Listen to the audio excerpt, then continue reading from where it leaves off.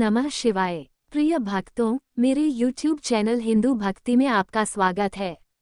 आज का पावन दिवस 18 अगस्त 2025 सोमवार भगवान भोलेनाथ की आराधना के लिए अत्यंत शुभ माना जाता है। सोमवार का व्रत शिवजी को अत्यधिक प्रिय है। कहा गया है कि जो भक्त श्रद्धा, संयम और विश्वास के साथ यह व्रत करता है, उसके जीवन से दुख दरिद्रता दूर होकर सुख, समृद्धि और शांति का वास होता है। महादेव की कृपा से कठिन बाधाएं भी सरल हो जाती हैं और भक्त के जीवन में नई ऊर्जा, प्रेम और मंगल का संचार होता है। तो आइए इस पावन अवसर पर श्रवण करें भगवान शिव के सोमवार व्रत की अद्भुत और प्रेरणादायी कथा। हर हर महादेव। बहुत समय पहले की बात है। एक नगर में एक धनवान साहूकार रहता था। उसका व्यापार दूर दूर तक फैला हुआ था और वह अत्यंत समृद्ध था। नगर में उसकी ईमानदारी और दयालुता की चर्चा होती थी। लेकिन इस अपार धन संपत्ति और वैभव के बावजूद साहूकार के मन में एक गहरी चिंता थी। साहूकार और उसकी पत्नी के जीवन में एक ही कमी थी, संतान का न होना। दोनों ने हर संभव उपाय किए, हर मंदिर में मन्नत मांगी, दान पुण्य किया, लेकिन संतान की प्राप्ति नहीं हुई। दिन रात साहूकार के मन में यही प्रश्न उठता, मेरे बाद इस धन और व्यापार को संभालने वाला कौन होगा। ये चिंता उसे भीतर तक कचोटती।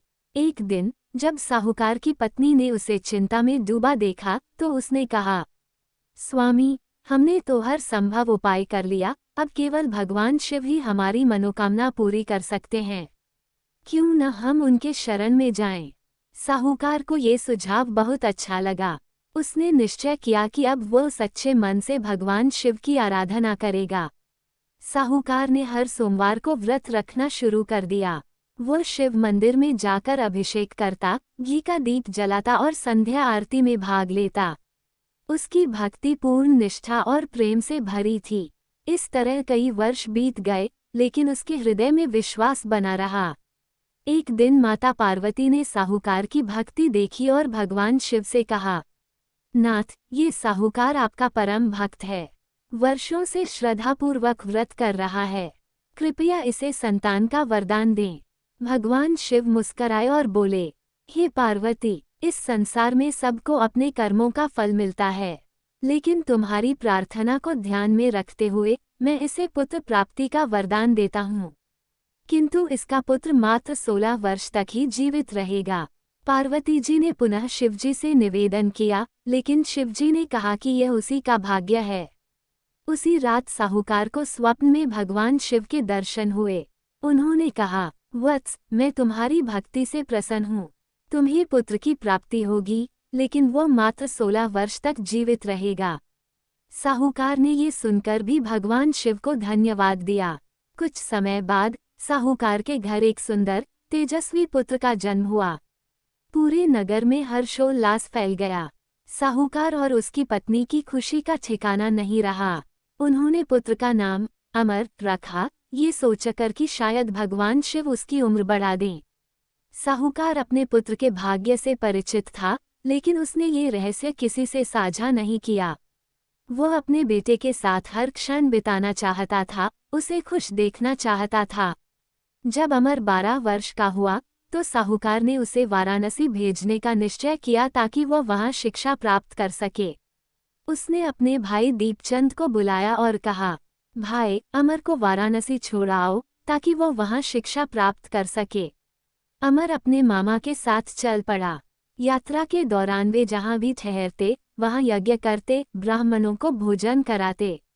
रास्ते में वे एक नगर पहुंचे जहां राजा अपनी पुत्री चंद्रिका का विवाह कर रहे थे। संयोग से जिस वर से विवाह होने वाला था वह एक आंख से काना था। ये देखकर वर का पिता चिंता में पड़ गया कि कहीं राजा विवाह से इनकार न कर दे। तभी उसने अमर को देखा और सोचा कि क्यों न इस सुंदर युवक को अस्थायी रूप से दूल्हा बना दूं। दीपचंद ने लालच में आकर इस प्रस्ताव को स्वीकार कर लिया। अमर को दूल्हे के वस्त्र पहनाकर राजकुमारी चंद्रिका से विवाह करा दिया गया। विवाह के बाद अमर ने चुपचाप राजकुमारी की ओढ़नी पर लिख दिया, राजकुमारी चंद्रिका, तुम्हारा विवाह मुझसे हुआ था, लेकिन मैं शिक्षा के लिए वाराणसी जा रहा हूँ। अब तुम्हें काने युवक के साथ रहना होगा। राजकुमारी ने ये पढ़ते ही असली सत्य जान लिया और काने वर को पति मानने से इनकार कर दिया। अमर ने वाराणसी में शिक्षा प्राप्त की। जब वह 16 वर्ष का हुआ तो उसने एक बड़ा यज्ञ किया। यज्ञ समाप्ति के बाद वह अपने कक्ष में सो गया। उसी रात भगवान शिव का वरदान पूर्ण हुआ, अमर की मृत्यु हो गई।